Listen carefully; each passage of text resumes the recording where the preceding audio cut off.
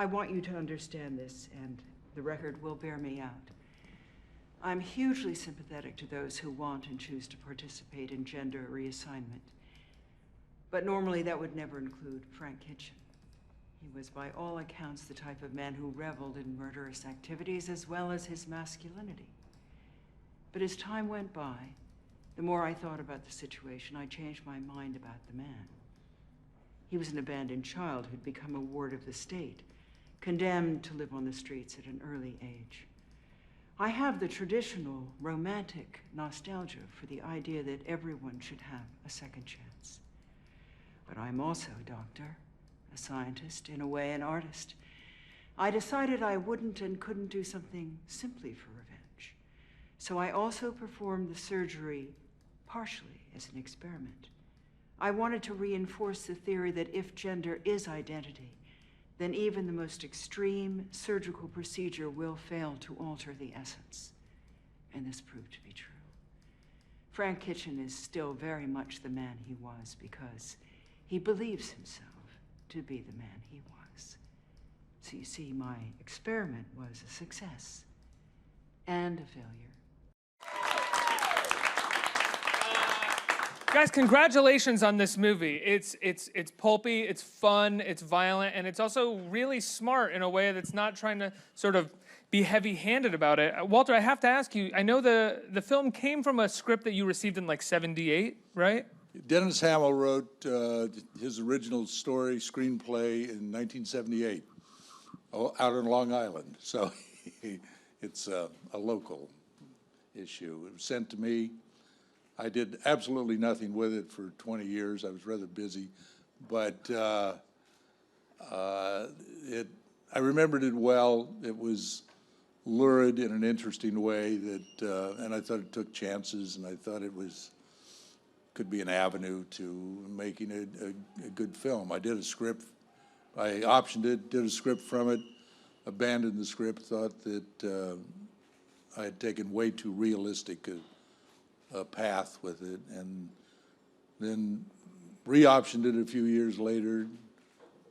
I think I was informed by my work on the Tales from the Crypt. I thought suddenly I thought that's how to do it. And what does that mean? That's how to do it. What about Tales from the Crypt gave you? Like, what was the sensibility from that? The show that we did, I did 3 episodes.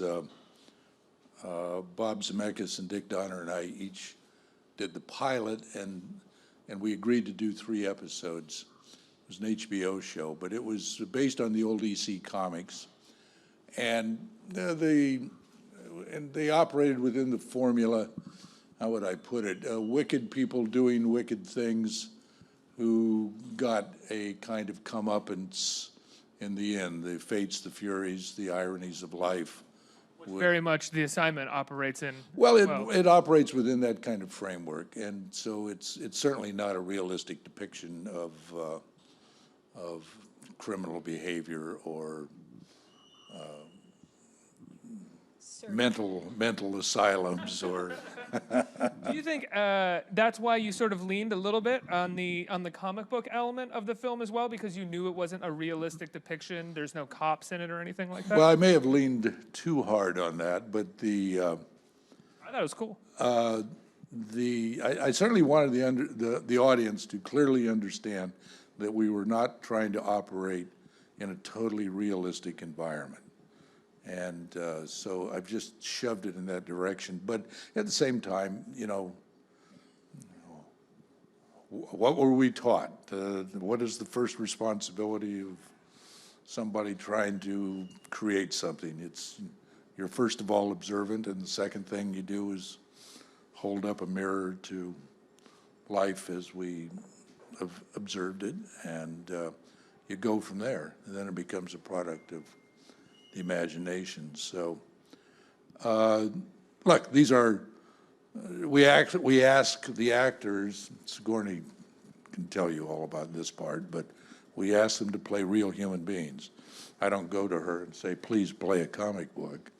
But at the same time, she's aware that it's not a totally realistic world that she's operating, but she operates as a very realistic, very real person. It's a heightened world. Sigourney, you've known Walter now since he produced Alien, maybe? And wrote it, yes. And wrote it, excuse me. But he's never directed you before. Was that the main reason that you sort of jumped at the chance to be a part of this, was to sort of cement this friendship into a director-actress? We've cemented it in the past Yeah. 30 years, but we have always wanted to work together, and honestly, I think... Oh, so sorry. That's okay. I should know better, right? I've been in this, but... no, but I would have probably done the phone book if Walter had sent it to me, because it would have made a very interesting phone book. But in this case, the combination of Walter's writing talent and cinematic chops, plus the chance to work with Michelle on this very interesting drama between these two women, eventually protagonists, and the fact that I'd never played anything remotely like Dr. K. It was just an irresistible combination. When we talk about the sort of comic book element of the film and you knowing the kind of world that exists, obviously you're playing a human being, but are you also approaching the performance in a heightened way? Are you thinking about this sort of heightened world as well? I'm not, actually. I sort of left that to Walter. I mean, I am in a straitjacket in an insane asylum for... So he did his job then. Yeah, I mean, so within that, I mean, I just tried to tell the doctor's story as she would want it told. And so I think that's, you know, she's a very articulate and hopefully persuasive person. But it was really fun to you know, sink my teeth into these pretty juicy big speeches, which you don't normally get in film. What was it like shooting those big, juicy speeches? Because they're filmed very intentionally, I would argue, kind of like an old movie, something of the 70s or the 60s, whereas so often we see big speeches now filmed from 50 different angles where it looked like they threw the cameras up and tried to get it done as quickly as possible. In this, I feel like you get a sense of Walter's compositional touch, which is really nice and looks like it takes a little bit of time. Did it take time? Well, we didn't have much time. I think we shot this whole thing in, what, 20 days? The whole movie? Yeah, 20 plus, I think it's 23. Is that the shortest amount of time you've ever shot a movie in, Walter? Yes, it is.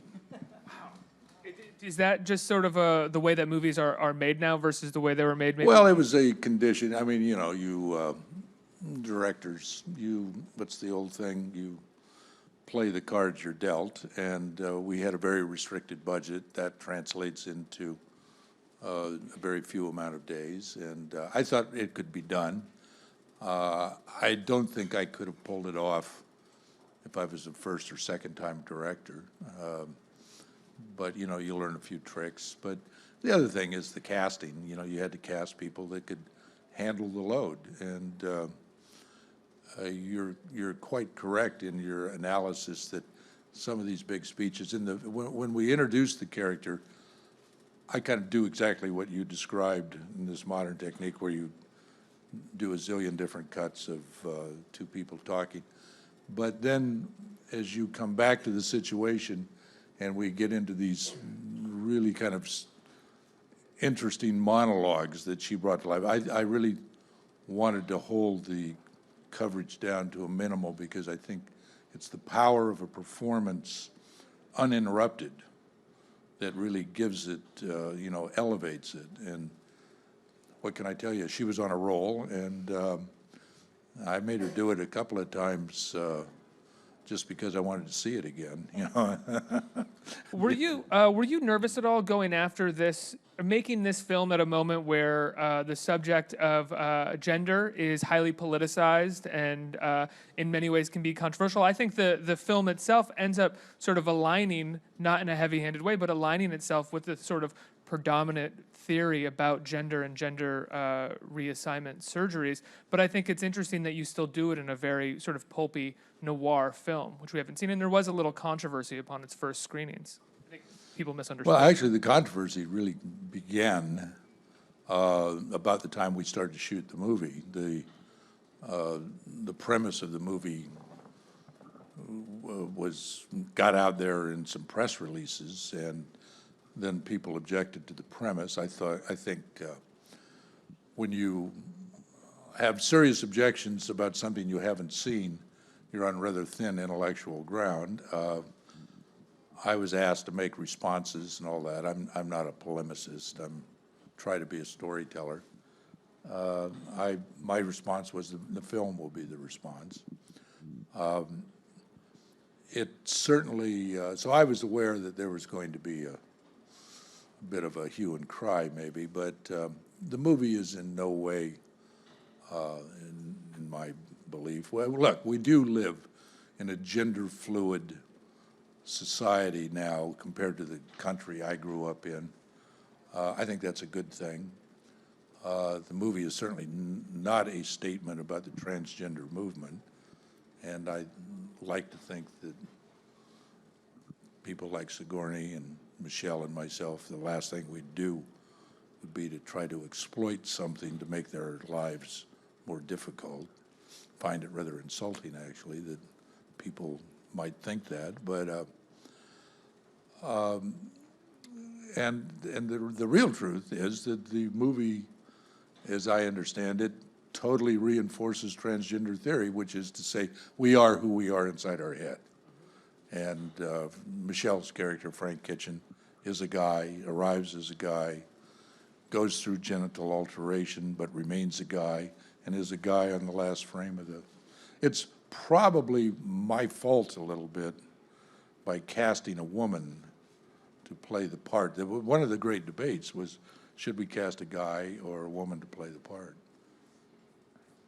Well, how did that debate end up? I mean, obviously we know how it ended up, but where did the conversation go? Why did you end up going with Michelle? There were a lot of aspects to it, but to boil it down, I felt since the Frank Kitchen character, I would say 8/10 of the movie is probably after the genital alteration.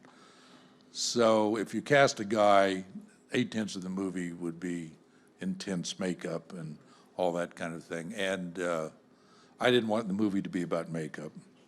But deeper than that and more in a more interesting way, I thought if you cast a woman in the part and told her she had to stay a guy, not only had to play a guy at the start, but has to stay a guy inside her head.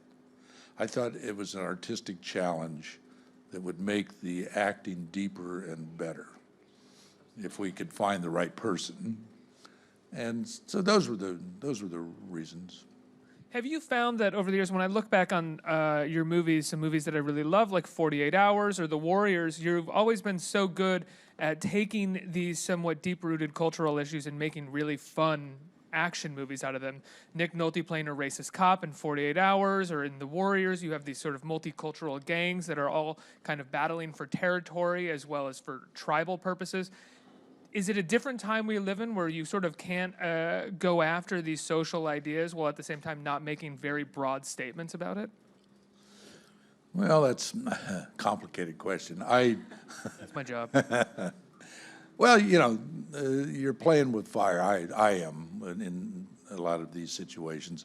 I wouldn't do it if I didn't believe that you were telling a story where the character, the somewhat disreputable, is not improved by the end of the film, by the situation, and that they reach a deeper understanding. You don't turn them into saints. That would be incredible in the exact sense. However, to go to your question, identity politics, heightened polemics, that's very much where we are, and I may not. I'm, as you may note, an old fellow, and like 36, maybe something. I'll be 45 next. Anyway, the times have changed. I don't know that I've changed, but I do think this kind of everybody is representing a tiny group. I don't go for that, the identity politics theory, and everything is political. I don't like that either. We're Americans. We live in we have shared values. We have It doesn't mean we don't have things wrong with the country, God knows, but, let's kind of work together. And I think, movies, historically, this is a community art form. I mean, this is the entire, it's not opera, and it's not New York theater. It's, you can reach out and touch every aspect of society. And so it's an opportunity to kind of promote positive values, even within the context of melodrama and et cetera, et cetera. I would argue that there's always been a social consciousness for identity politics in a lot of your work, but with reserving judgment. It's always been presented in a non-judgmental way. Sigourney, you can answer to that if you want to. I meant it as a positive thing. But Sigourney, did you look at your character as a sort of mad scientist kind of doctor, or was she a doctor in your mind that was sort of prominent, smart, just hell-bent on revenge? Well, probably neither of those. I do think she was a very good doctor, and she talks about how difficult it was to be, an excellent woman doctor in a very male-dominated world. And I think that's why she goes underground and finds this, I think, true mission for herself in performing these gender change operations. So I guess, I know Walter's work and admire it very much, and I knew we were doing, a really fun noir melodrama, but within that I felt that there was a lot for all the characters that was very touching and real, and that was sort of my job, was to sort of find those points and tell her story as best. Obviously, she cares about telling her story more than anything, and I wanted to serve that. When did you decide in the film or in the script process at the very least, to start having both characters telling their side of the story? Because we start the film with Sigourney's character telling the story, and then all of a sudden in the middle of the film we kind of we have Michelle Rodriguez's characters as Frank Kitchener telling his story as well. Well, you're correct. There's, in what is rather a simple tale, in a lot of ways, has a rather complicated narrative structure. You have two storytellers. You're seeing it from different points, each character's point of view. That was really my approach right from the beginning. I thought if you could send these people down parallel tracks and then let them cross at the end, you could have a strong drama that would, again, in the context of this noirish world, it made the payoff stronger. And you have one character that's very articulate, obviously, Sigourney's character, and the other right off the street, using street language at all times. And member of the upper crust and the underclass?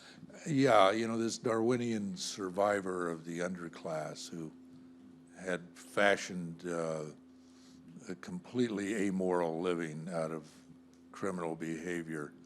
And both characters are elevated in their interaction and story. I mean, that's, and hopefully the audience feels not approval of the characters, because the characters have done desperately bad things, but you do feel a kind of sympathy. The characters end up sadder but wiser. I can't think of a better phrase than that old one. And I think for characters who do desperate amoral things, you do what all great noirs do, which is you present us a world where we kind of go along with those desperate amoral things and end up creating our own moral universe for what is right and wrong within that.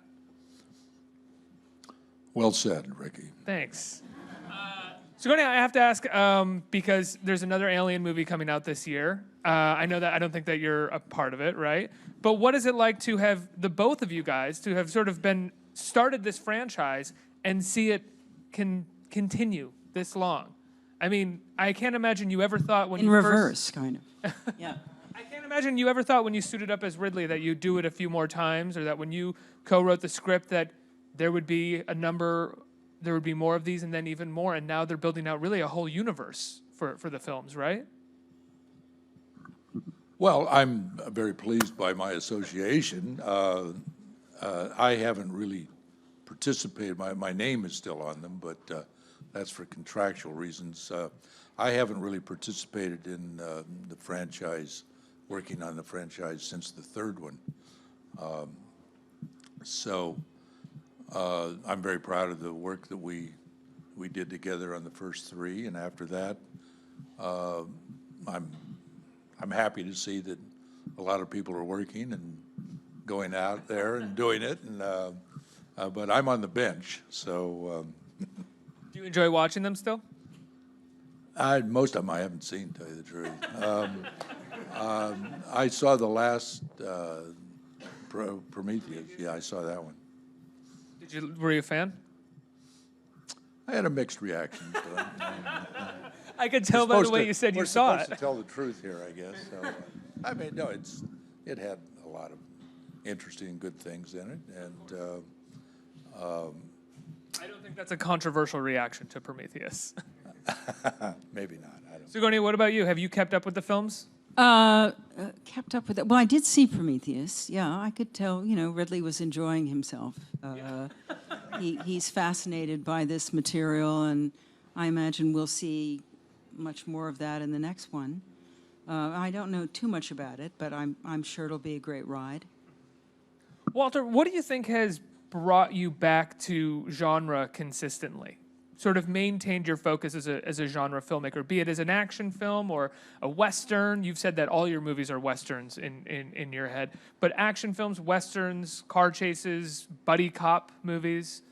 What brings you back to genre? Well, I think, they were the kinds of films that I liked most when I was young, when you were a kid. I also think that they're audience friendly. You share this ride together, and when you present, I always try to present something unusual within the structure of a reasonably conventional genre, and hopefully you're not going to be hackneyed. But I think the audience, they want what was it? Borges, the great Borges said that what the readership really wanted out of great stories was to not find something new, but to rediscover something lost. And I think genre filmmaking has that kind of frame for good storytelling. I think it's also very American. I mean, our approach, I think the gangster movie, the cop movie, the Western, the comedies, the musicals, these are peculiarly American art forms, and so I'm proud to have been able to make a living doing this stuff. Absolutely. Let's turn it over to the audience for some questions. Right here, this guy with a microphone. Hi, a question actually for both of you. When you started out in Aliens as well as making movies like The Warriors, did you anticipate they would still hold their place in basically film and society today as when you were making them a number of years ago? Well, I certainly didn't. I mean, in those days, there was no sort of continuous life for a film. It came out and then it basically went away. And one of the things that has been very rewarding is that now when we've had these big screenings for the anniversaries, these different films, most of the audience that's watching it is younger than, they were born after we made the movie. And I just have to credit Walter and the other writers and our wonderful directors, our wonderful cast but really the scripts and the idea that it's set in the future, that it still has obviously some enjoyment and relevance for people. Walter, what about The Warriors? Well, I am surprised. But surprised or not, I'm not deeply shocked, but you don't think about when you're doing them, you're trying to make it as good as you can, and then you try to get another job, and you move. And the fact that people find some resonance and something of interest in something you did 35 years ago, I have to tell you, is a very pleasing. Was The Warriors a big hit upon first release, or was Yeah. it something that gained traction? It was right away. It was. Well, there was a lot of controversy associated with it around violence in the theaters, and so the advertising was pulled, and it was a commercial movie. It did very well, but the assumption is always it would have done a lot better if if the studio had maintained their courage, but. It's always asking a lot of a studio, but Well, not just The Warriors, but a number of your other films. There's going to be a Walter Hill retrospective at the American Cinematheque in L.A. coming up. I don't know if any of you are going to be there, but if you're watching and you live in L.A., definitely go check it out. Outside of The Warriors, Walter has done amazing work like The Driver, Hard Times with Charlie Bronson, his first film. What other films are going to be showing there? they're going to show a 70-millimeter print of Geronimo. What? And they're That was going. a legitimate reaction. The 70-millimeter print of Geronimo? That's amazing. Are you reacting to with surprise that there is a 70-millimeter Bit of both. They're showing Streets of Fire and God, I can't remember. I think that's it. Walter, is there a film, having been a director for so many years now and made so many films, is there a film that is like a lost child to you that you look back on and you're like, that one got away from me, I really wish I could sort of reclaim that and tear it up, fix it up? No, I really can't say that I have that feeling. People are always asking you what your favorite movie is, and the stock response is always, they're all your children, and you don't choose favorites. You always have, I think, a special place for those that don't find an audience and don't find acceptance at some level. They become a special child. They need more help somehow. So I think, it's better not to look back. Try to organize your life. You're going on to the next challenge, next film, but it is, to go back to your question, it is surprising, and you are forced into a kind of analysis as to why these movies have lasted. It's easy to say, well, they're good films, but usually there's a deeper reason. Sigourney, you're really one of our first great action heroines in blockbuster films with Alien. What is it like to sort of take the screen with another action heroine? In this film, like, one of the great things about it is that it's two actresses going against each other, and you rarely get that in movies. No, I really have to thank Walter for that, because I think originally in the script, the doctor was male. And I don't True. know how much he changed the script, hopefully not very much, when he made the character In this script? a woman. Yeah. Yes, as he did in Alien, actually. So I profited from it twice. But I just scratched out the name, and yeah, he just scratched up the man's What? name. In Alien, Her, the original, say. your character was a man? And It Walter used to be changed it? 10 men, wasn't it? 10 men on a red planet or something? yeah. So that was... I was given the task of rewriting Alien, the original script, and I said to my partner, David Geiler, who also did a lot of work on the script, and he and I worked together, but he was he was going off to Hong Kong with his girlfriend. Well, I stayed home and labored, and I said, look, we have to have some women in this, and they're going to have women in the spaceships in the future. And he said, yeah, we don't. And he said, well, why don't you make the captain a woman? That'd be different. And so I started doing that. He took off. And I thought, no, let's go for the whole enchilada here. And because it gave the film a whole different resonance. And as I cooked it up that way, it just, you could feel it working. And we named the character Ripley after Ripley, believe it or not, and and Ellen is named after my mother. It was my mother's middle name. That's what I'm talking about. There's a consciousness to your genre work, whether you want there to be so or not. So what was it like to work with Walter now after he's changing the part again for you? I mean, obviously he didn't change it initially for you on Alien, but you got cast, and now it feels like it's coming full circle.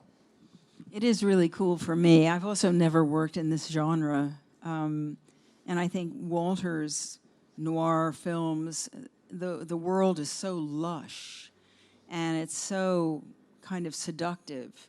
It's so rich, and the characters are so complex.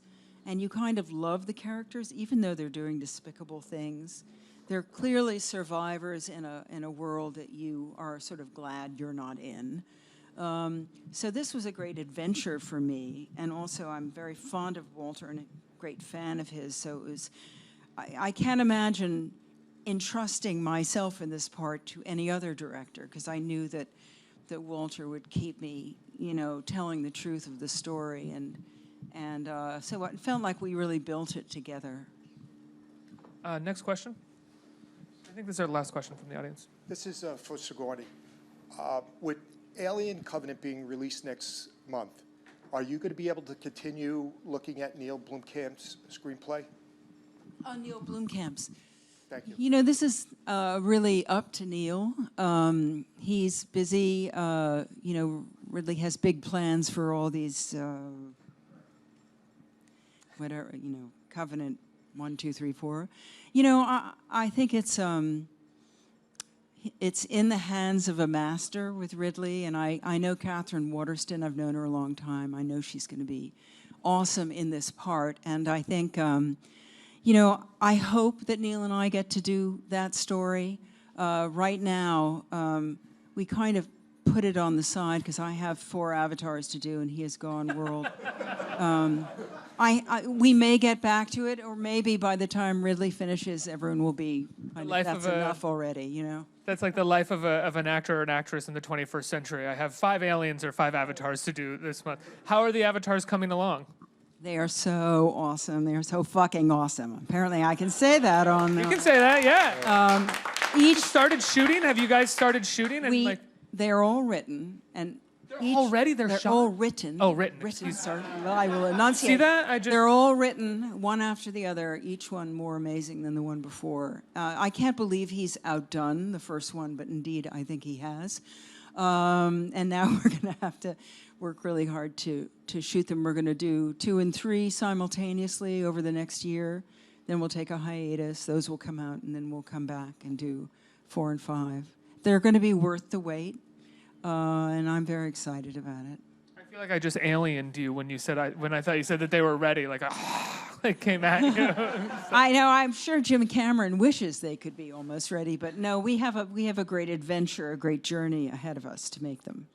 Guys, I have to wrap this up. It's been so nice talking to you. Thank you so much. Thank you, Ricky. When does it come out? Well, one, also, you could get the comic book on shelves. It's so cool. It's everything that's in the movie and more. But when can people see the movie? April 7th. April 7th, you can see The Assignment. And I will say, we talk very seriously about it, but there's a lot of guns, there's a lot of violence, there's a lot of sex in this movie, and there may be Michelle Rodriguez with a prosthetic penis that you can go check out a lot. There's a lot you should see this movie for. Guys, thank you so much for being here. Thank you. Thank you.